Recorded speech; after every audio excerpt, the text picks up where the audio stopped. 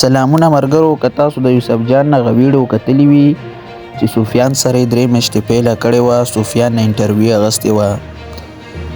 دې انټرویو کې چې کوم دی سفیان ورله ډېرې سپیرې خبرې کړې وې.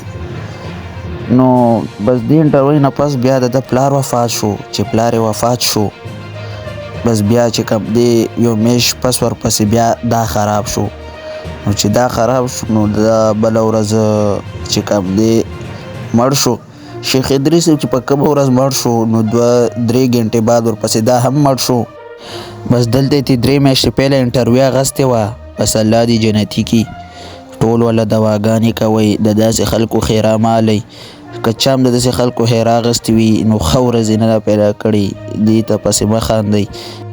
ملګرو او دواګانو کې یاد ساتئ، ډېر زبردست انسان و، ډېر ښه انسان و. 8 بجې جنازه وه او 2 بجې وفات شوی و.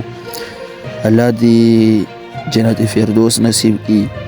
ډېره غټه جنازه یې وه او د په ده باندې چا تور تعویض کړی و. الله دې هغوی تباه و برباد کړي چې دا کار کوي.